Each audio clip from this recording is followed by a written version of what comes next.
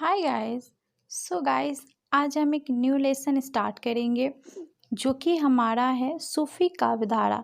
तो फर्स्ट हम लोग देख लेते हैं कि इसमें स्ट्रक्चर जो दिया गया है, जैसे कि उद्देश्य दिया हुआ है, प्रस्तावना है, सूफी काव्य, और फिर हमारा है सूफी और सूफी मत क्या है और सिद्धांत क्या है, और फिर है हमारा सूफी प्रेम काव्य परंपरा। ठीक है, तो इतने सारे इसमें स्ट्रक्चर दिए गए हैं, बट आज इस वीडियो में हम लोग कौन कौन से स्ट्रक्चर यानी कौन कौन से पॉइंट को हम लोग पढ़ेंगे तो हम लोग उसको देख लेते हैं। जैसे कि हम लोग इस वीडियो में सबसे पहले जो हम लोग पढ़ेंगे तो उद्देश्य हम पढ़ेंगे, फिर इसका प्रस्तावना पढ़ेंगे, और जो मेन हमारा जो टॉपिक रहेगा वो है हमारा कि सूफी काव्य क्या है, उसके बारे में हम लोग अच्छे से समझेंगे, और सूफी मत और सिद्धांत क्या है, ये दो चीज़ हम लोग अच्छे से इस वीडियो में करेंगे। सो हम स्टार्ट करते हैं इस वीडियो को, जो कि हमारा पहला है उद्देश्य। तो देखो, अगर हम लोग सूफी कवि के बारे में पढ़ रहे हैं तो अगर हम लोग इस पूरे लेसन को कवर करते हैं तो हम लोग इसमें क्या पाएंगे या क्या सीखेंगे। तो देखो, पहला यहाँ पर 3 पॉइंट दिया गया है, हम तीनों पॉइंट को देख लेते हैं। जो कि है हमारा पहला जो पॉइंट दिया हुआ है कि सूफी मत और सिद्धांत को हम अच्छे से समझ पाएंगे। दूसरा जो पॉइंट है हमारा सूफी प्रेम का परंपरा के बारे में बता पाएंगे, और जो हमारा थर्ड और लास्ट पॉइंट जो है सूफी काव्य की भाव व्यंजना की जानकारी दे सकेंगे। ठीक है, तो ये 3 पॉइंट हम लोग अच्छे से इस लेसन को पूरे पढ़कर हम लोग समझेंगे। ठीक है, तो पहला प्रस्तावना थोड़ा सा देख लेते हैं। तो अगर हम लोग सिंपल में सूफी काव्य या सूफी जो कवि होते हैं, पहला हम लोग देखते हैं सूफी कवि क्या होते हैं। ठीक है, तो सूफी काव्य को अगर सिंपल में आप लिखोगे तो आप ऐसे लिख सकते हो कि जो कवि ईश्वर को प्राप्त करने का जो मार्ग है, ईश्वर को प्राप्त करने का मार्ग वो प्रेम बताते हैं, तो उन्हें ही सूफी कवि कहा जाता है। मतलब वो ईश्वर को प्राप्त करने के लिए बस प्रेम का ही मार्ग यूज़ करते हैं, तो उन्हें सूफी कवि कहा जाता है। ठीक है, उन्होंने अपनी जो मार्ग है उसे बताया है कि प्रेम का मार्ग, अगर आपको ईश्वर तक पहुंचना है तो आपको प्रेम का मार्ग ही अपनाना पड़ेगा। अब इनकी भाषा को हम लोग अगर देखते हैं तो इनकी भाषा जो है वो है हमारी अवधी भाषा। इन्होंने अवधी भाषा में अपनी रचनाओं को लिखा है। ठीक है, इन्होंने अपनी रचनाओं के लिए देखो क्या चीज़ का आधार माना है, तो लोक कथा इनकी रचनाओं में हम लोग देखने को मिलता है। और एक चीज़ यहाँ पर नोट कर सकते हो आप, जो कि लास्ट में यहाँ पर दिया गया है कि इन्होंने प्रेमिका, ठीक है, मतलब इनकी रचनाओं में अगर हम देखते हैं तो प्रेम इनकी जो रचना होती है तो उसमें इन्होंने प्रेमिका ब्रह्म यानी कि प्रेमिका जो है ईश्वर को बताया है, और खुद को प्रेमी यानी साधक यानी उसकी पूजा करने वाले व्यक्ति के रूप में खुद को प्रस्तुत किया है। ठीक है, अब थोड़ा हम लोग अच्छे से अगर इसको पढ़ते हैं तो हम लोग नीचे देखते हैं जो कि है हमारा सूफी काव्य। ठीक है, तो अब हम लोग सूफी काव्य के बारे में अच्छे से पढ़ेंगे। ठीक है, सो आप देखो सूफी काव्य क्या है। तो फर्स्ट हम लोग देखते हैं कि जो सूफी काव्य है तो ये आया कहाँ से है। तो सूफी काव्य जो है वो इस्लाम धर्म की एक उदार शाखा है। ठीक है, जिसका उदय इस्लाम के अस्तित्व के आने के बाद हुआ था। तो इसका अस्तित्व यानी कि अब आया कब था, तो इस्लाम जो धर्म था उसके बाद ही आया था। सूफी संप्रदाय या मत जो है, देखो अगर इंडिया में अगर हम लोग देखते हैं तो सूफी जो परंपरा है वो कब आई थी, तो 12वीं सदी में आई थी, जो कि यहाँ पर दिया हुआ है, आप इसको नोट कर सकते हो, 12वीं सदी में आई थी। और भारत में जो सूफी संपदा है उसको 4 भागों में देखा जाता है।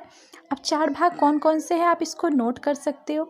तो पहला जो हमारा भाग दिया हुआ है वो है हमारा, यहाँ पर आप देख सकते हो कि पहला भाग जो दिया हुआ है चिश्ती संपदा। सेकंड जो दिया हुआ है वो है हमारा सोहरावर्दी संपदा, और थर्ड जो दिया हुआ है हमारा कादरी संपदा। ठीक है, तो थर्ड है कादरी संपदा, और जो लास्ट हमारा फोर्थ वाला है वो है हमारा नकबंदी संपदा। ठीक है, तो भारत में ये 4 संपदा को बताया गया है सूफी काव्य के रूप में। ठीक है, और अगर हम लोग देखें कि जो सूफी जो संत होते थे या फिर जो कवि होते थे वो अपना जीवन कैसे बिताते थे। तो उनके देखो उनका जो विचार था वो एकदम उच्चतम था। वो सादा जीवन बिताने में विश्वास रखते थे। वो अपने विचारों को या फिर अपने जो आध्यात्मिक जो उनके विचार थे यानी बहुत ही अच्छे बोल सकते हुआ इस तरह के विचारों को उन्होंने जनता तक पहुंचाने का जो माध्यम है वो लोक कथाओं और गाथा के द्वारा ही पहुंचाया है लोगों के यानी आम जो नॉर्मली जो लोग होते हैं उनके सामने। और अब हम लोग लास्ट जो इसमें दिया हुआ है, लास्ट नहीं है बट ये सूफी काव्य की उत्पत्ति के बारे में बताया गया है कि ये जो सूफी जो शब्द है ये काफ़ी बड़ा शब्द है, ठीक है। पर विद्वान जो है अपने अपने, अब देखो सब विद्वान एक दूसरे से सहमत नहीं होते हैं। तो उसी तरह जो विद्वान कुछ कुछ होते हैं वो अपने हिसाब से बोलते हैं नहीं ये सही है, तो नहीं ये सही है। इस हिसाब से विद्वानों ने भी इसके मत यानी सूफी जो शब्द है उसके बारे में या फिर उसके अर्थ के बारे में अपने अपने हिसाब से बताया है। जैसे कि अगर हम लोग देखें तो कुछ विद्वान जो है वो सूफी जो शब्द है वो सूफा से बना है, सूफा से बना है बताया गया है, जिसका अर्थ होता है पवित्रता, ठीक है। तो इसका अर्थ जो होता है वो पवित्रता होता है, ठीक है। माने कुछ लोगों यानी कुछ विद्वानों के अनुसार बताया गया है। और इस धारणा के अनुसार यानी ये जो धारणा है उसके अनुसार अगर सूफी जो हैं वो इस तरह के व्यक्ति होते हैं कि जिनका मन जो होता है एकदम साफ होता है, उनका विचार काफ़ी ऊंचा होता है, उनका जो कर्म होता है वो काफ़ी पवित्र होता है। वो एक मतलब अलग ही तरह के इंसान होते हैं अगर आप देखोगे तो, क्योंकि उनकी जो विचार होती है तभी तो सूफ़ी कहा जाता है ना। सूफ़ी का मतलब ही होता है कि छल कपट से दूर, यानी उसका मन जो होता है एकदम सादा होता है, एकदम पवित्र आप बोल सकते हो। तो इस तरह की सूफ़ी जो शब्द होते हैं या फिर उसका अर्थ जो होता है इस तरह से लोगों ने बताया है। अगर हम दूसरे कवियों यानी कुछ अलग जो कवि हैं उनके हिसाब से अगर हम देखते हैं तो इसमें हम लोग देखते हैं कि सूफ़ी जो शब्द है तो उसके शब्द यानी उसके अर्थ के बारे में बहुत लोगों ने यानी बहुत सारे विद्वानों ने अपने अपने हिसाब से इसका शब्द को व्याख्या किया है। और इसमें भी 5 या 6 बताया गया है उदाहरण के रूप में। तो सभी में एक चीज़ सिमिलर है, आप ऐसे करके याद कर सकते हो कि जो सूफी जो कवि थे ना तो उनका जीवन एकदम सादा होना चाहिए। उनका जो मन होता है वो एकदम साफ होना चाहिए। वो भोग विलास या फिर इस सब बुरी चीज़ों से वो दूर रहते हैं और खुद को एक ऐसा मतलब आत्मा के रूप में प्रस्तुत करते हैं कि जो एकदम पवित्र हो, जो कि सच में ईश्वर से मिलने लायक हो। इस तरह के सूफ़ी जो कवि होते हैं ना तो उनकी इस तरह से मान्यता है। तो इसलिए बताया गया है कि जो सूफ़ी कवि होते हैं तो वो एक और उदाहरण अगर हम लोग देखते हैं इसमें तो दिन मतलब वो अपना जीवन जो है वो एक गरीब और एक नम्र व्यक्ति की तरह बिताते हैं। भूख प्यास ये सब चीज़ों को वो सह लेते हैं और ईश्वर में बस खोए रहते हैं। इस तरह से सूफ़ी जो कवि होते हैं या फिर जो संत होते हैं वो ईश्वर को प्राप्त करने का मार्ग खुद को बताए हैं, ठीक है। और लोगों के अंदर और लोगों यानी कि जो जनता है उसके सामने अपनी रचनाओं के द्वारा अच्छे विचारों को अच्छी चीज़ों को लाने का एक कोशिश किए हैं अपनी रचनाओं के द्वारा कि लोगों के अंदर प्रेम किस तरह से आए, प्रेम के द्वारा वह ईश्वर को कैसे प्राप्त कर सकते हैं, ये जो भोग विलास है ये सब चीज़ों से किस तरह से दूर रहा जाए। यानी कि इनका मन जो था वो एकदम साफ है तभी वह सूफ़ी कहलाएंगे और नहीं तो नहीं, ठीक है। तो सूफ़ी जो शब्द है उसका बहुत सारा अर्थ आप बोल सकते हो, ठीक है। तो इस तरह से सूफ़ी काव्य के बारे में हम लोगों ने पढ़ा। सो गाइज अब हमारा लास्ट जो टॉपिक है उसको हम लोग कवर कर लेते हैं जो कि हमारा है सूफ़ी मत और सिद्धांत।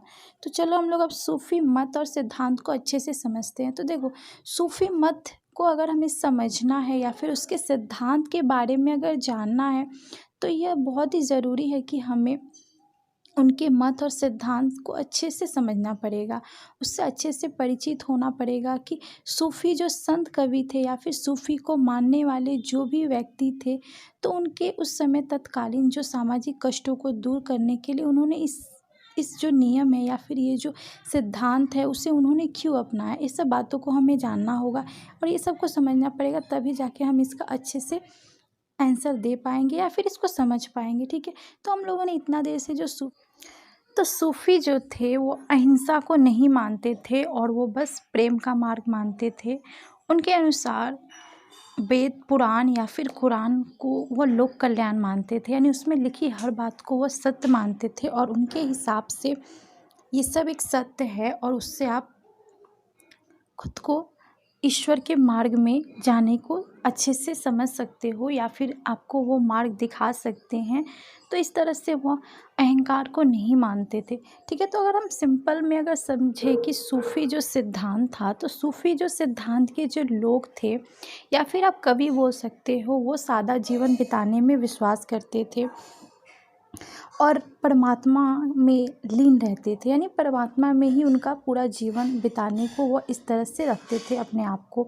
यह लोग हमेशा सफ़ेद कपड़े पहनते थे और इन लोग जो थे ना, ये सादा जीवन के साथ सफ़ेद कपड़े पहनते थे, नाचते थे, गाते थे काफ़ी, और इनको काफ़ी सफाई पसंद थी।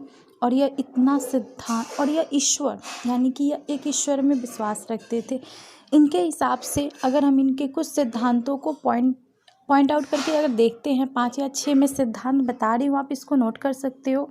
जैसे कि पहला, वो एक ईश्वरवादी थे, यानी एक ही ईश्वर में विश्वास करते थे। और दूसरा पॉइंट अगर हम लिखते हैं कि भौतिक जीवन का त्याग, यानी कि ये जो कंफर्टेबल लाइफ होता है, यानी कि जो अभी के जीवन में हम लोग अपना जीवन बिताते हैं, तो ये सब भौतिक जीवन को वो त्यागते थे और सादा और एकदम सिंपल लाइफ बिताने में वो विश्वास रखते थे।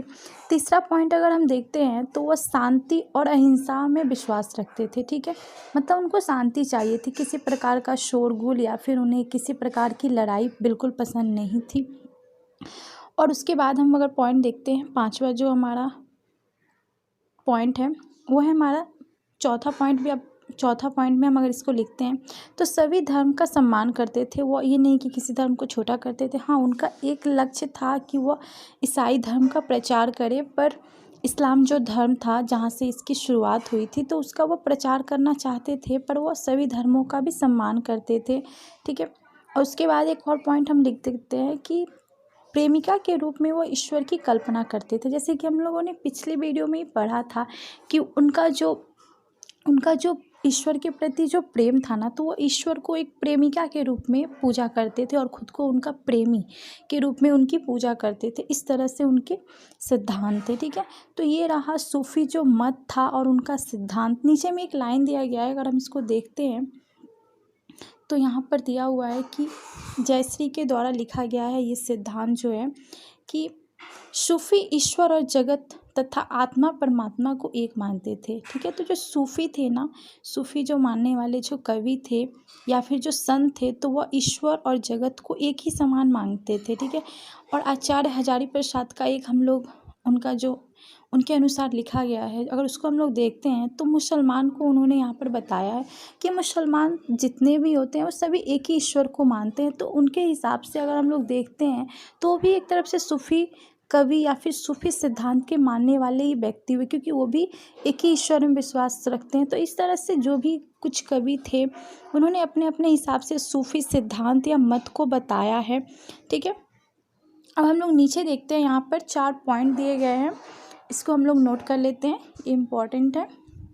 ओके, तो यहाँ पर 4 पॉइंट दिए गए हैं कि सूफ़ी मत में साधक की 4 अवस्थाएं कौन कौन सी है। ठीक है, साधक की 4 अवस्थाएं कौन कौन सी है, आप इसको नोट कर सकते हो। तो फर्स्ट अगर हम लोग देखते हैं तो इसमें बोला जा रहा है कि शरीयत। ठीक है, शरीयत कहने का मतलब कि अथाक धर्म ग्रंथ के विभिन्न निश्चय का समय पालन करना। ठीक है, यह हमारे यहाँ का कर्मकांड भी कहा जा सकता है। ठीक है, और अगर हम सेकंड पॉइंट देखते हैं जो कि है हमारा तरीकत कहने का मतलब बाहरी क्रियाकलाप से परे होकर केवल हृदय की शुद्धता, यानी कि यानी जो बाहरी दिखावटी चीज़ें होती है, जो बस सिर्फ अंदर से कुछ नहीं होता है, बाहर बस साफ होता है, अंदर लेकिन वो मैला होता है। तो ये सब को त्याग कर एक शुद्ध हृदय से भगवान का ध्यान करना। ठीक है, तो ये इसका सेकंड हो गया। और अगर हम थर्ड देखते हैं तो थर्ड हमारा है हकीकत कहने का मतलब कि भक्ति और उपासना के प्रभाव से सत्य का बोध होना। ठीक है, भक्ति यानी भक्ति के द्वारा हमें जो ईश्वर के जो प्राप्त का जो यानी ये सत्य का जो बोध होता है वो होना चाहिए, और इस बोध से ही साधक त्रिकालन हो सकता है, यानी मतलब वो पूरी तरह से सत्य को या फिर ईश्वर को प्राप्त कर सकता है। ठीक है, अगर हम चौथा पॉइंट देखते हैं जो कि हमारा है मार्फत कहने का मतलब कि सिद्धांत जिसमें कठिन उपासना और मौन आदि का साधना द्वारा अंत में साधक की आत्मा परमात्मा, अगर हमें जब ज्ञान प्राप्त हो जाएगा तब हम अच्छे से ईश्वर में मिल सकते हैं। ये सब जितने विकार है, जितने भी जीवन के जो मोह माया है, जितने भी ये कष्ट है, या ये जितने भी शरीर के जो दोष गुण है, तो वो सबसे मुक्ति पाएंगे और हमें ज्ञान मिलेगा। तब जाके हम ईश्वर में पूरी तरह से खो जाएंगे, यानी ईश्वर से हमारा जो आत्मा है वो परमात्मा में मिल जाएगा। ठीक है, तो इस तरह से कुछ पॉइंट बताए गए हैं इसमें, जो कि हम लोगों ने पढ़ा कि सूफ़ी सिद्धांत और सूफ़ी मत को मानने वाले जो व्यक्ति थे, तो उनके क्या सिद्धांत थे, उनकी क्या विचारधारा थी, और उनके जीवन के बारे में हम लोगों ने पढ़ा। ओके, सो इसके बाद वाली वीडियो में हम इसके बाद के टॉपिक जो है सूफ़ी काव्य के बारे में करेंगे। सो अभी के लिए इतना करते हैं गाइस। सो नाउ अभी बाय।